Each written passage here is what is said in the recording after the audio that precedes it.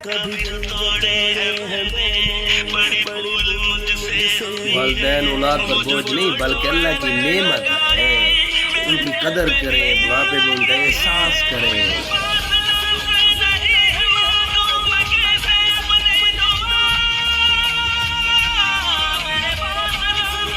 वाहिदी